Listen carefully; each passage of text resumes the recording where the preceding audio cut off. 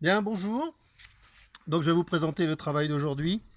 C'est un travail sur les angles. C'est notre première séance.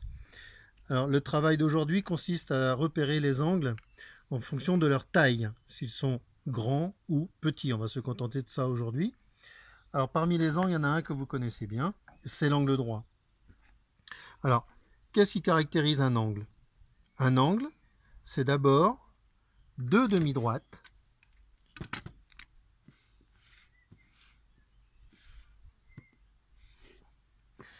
qui se croisent en un point très précis.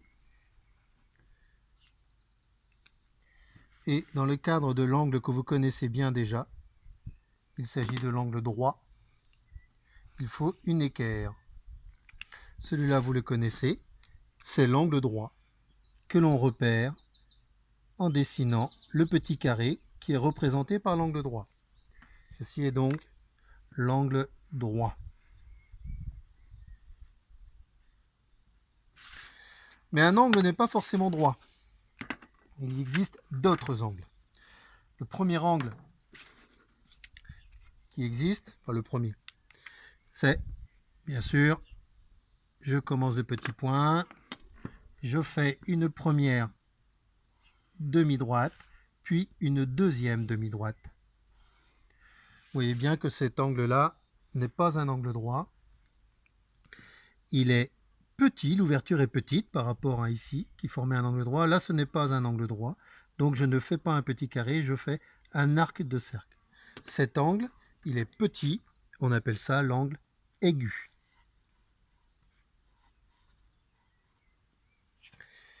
Un angle peut être un peu plus grand. Toujours le point de rencontre entre la première demi-droite et la seconde. Là, tu vois, l'ouverture est beaucoup plus grande. L'ouverture est tellement grande qu'elle fait presque un demi-cercle. Voilà l'ouverture, cet angle qui est très ouvert, qui est plus ouvert que l'angle droit. Celui-là, c'est l'angle obtus. Obtus. Avec un S cette fois. Et il reste un dernier angle qui lui est particulier, tu vas voir, c'est quand l'ouverture qui est ici, le point de rencontre des deux demi-droites, la première demi-droite comme ceci, et la deuxième, eh bien, au lieu d'être comme ça, elle est pile dans le prolongement de la première. L'angle ici, il est plat.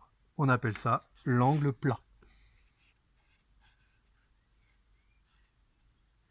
Voilà.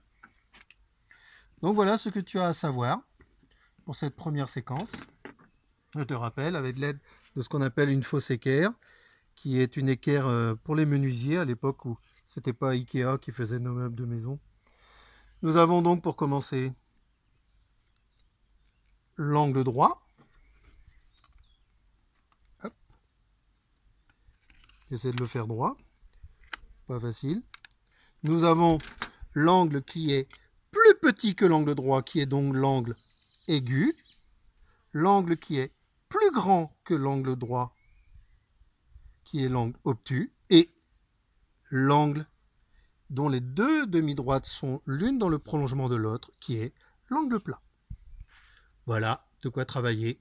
Bonne journée et à bientôt.